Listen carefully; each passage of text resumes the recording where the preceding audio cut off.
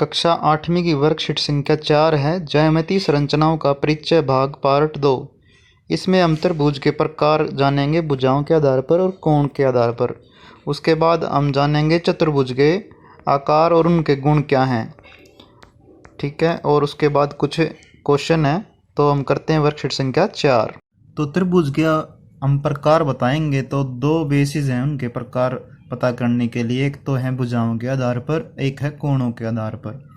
तो भुजाओं के आधार पर हम त्रिभुज 3 भागों में डिवाइडेड है, और इसी तरह कोणों के आधार पर भी त्रिभुज हमारी 3 तरह की होती हैं। तो सबसे पहले भुजाओं के आधार पर 3 प्रकार कौन से हैं। सबसे पहला है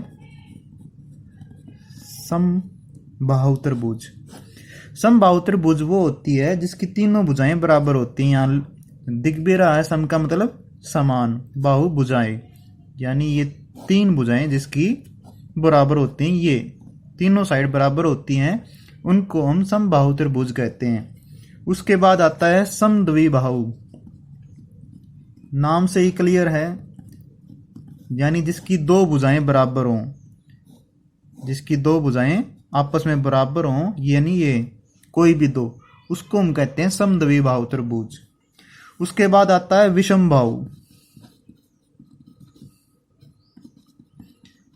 विषमबाहु यानी जिसकी तीनों भुजाएं अलग अलग हों, जिनकी तीनों भुजाओं के माप अलग अलग हों, वे हमारी विषमबाहु त्रिभुज कहलाती हैं।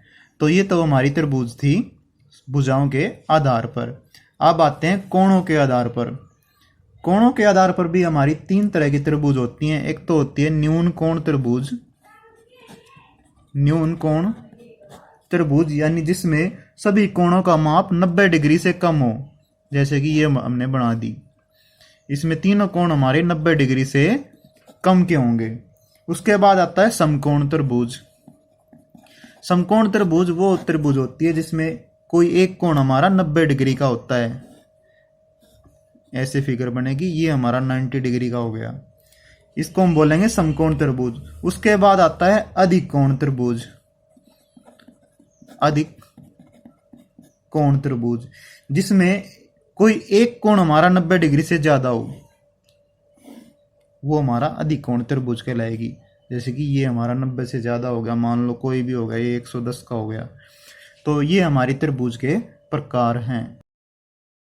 अब बात करते हैं त्रिभुज का हम नाम कैसे लिखें। मान लो ये कोई त्रिभुज है, मान लो ये त्रिभुज का नाम हम अपनी मर्जी से ABC लिख दिया, कुछ भी। तो इसको दर्शाएंगे हम ऐसे, छोटा सा ट्रायंगल ABC।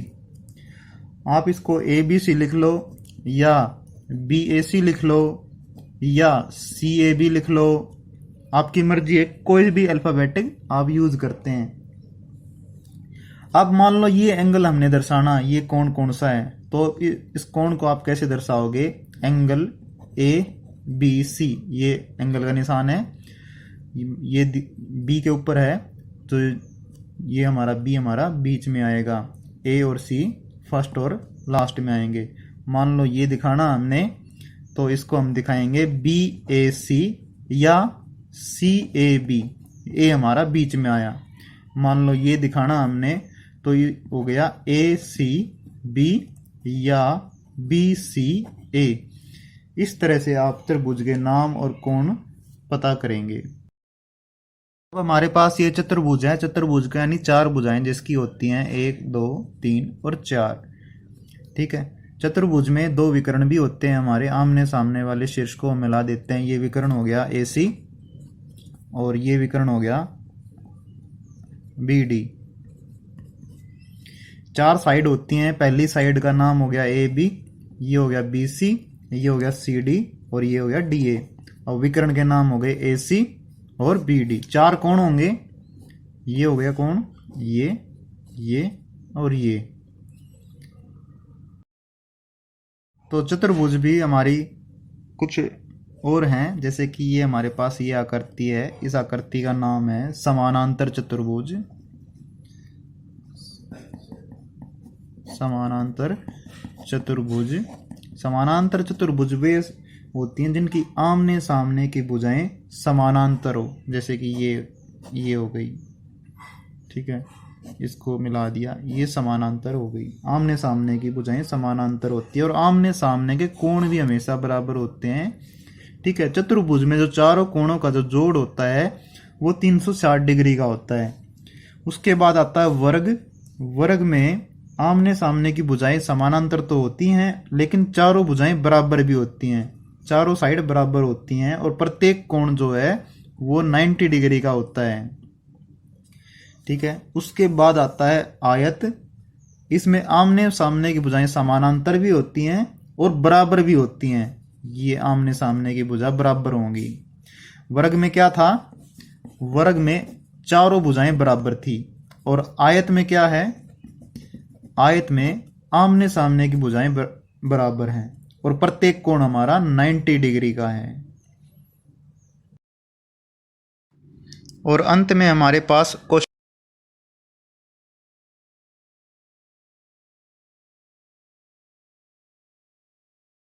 एक हो सकता है क्योंकि त्रिभुज में तीनों कोणों का जोड़ 180 होता है।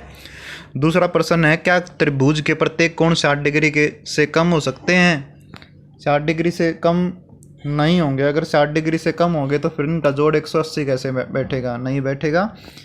तो नंबर 3 है, क्या किसी त्रिभुज के दो अधिक कोण हो सकते हैं? नहीं हो सकते, सिर्फ एक कोण अधिक हो सकता है। चौथा क्वेश्चन है, एक त्रिभुज बनाइए और उसकी माध्यिका दिखाइए। आपने शीर्ष से तीसरी भुजा पर लंबवत कोई भी एक रेखा खींचनी है। पांचवा क्वेश्चन है, एक त्रिभुज में कितनी माध्यिकाएं होती हैं? 3 माध्यिकाएं होती हैं। उसके बाद ये क्वेश्चन है, समचतुर्भुज, समलंब चतुर्भुज तथा पतंग की आकृति बनाइए और माप ज्ञात कीजिए। आपने प्रैक्टिस करनी है। उसके बाद दूसरा क्वेश्चन है, क्या समानांतर चतुर्भुज के विकर्ण बराबर होते हैं? हाँ, बराबर होते हैं। तो ये हमारे पास वर्कशीट संख्या 4 थी कक्षा 8वीं की।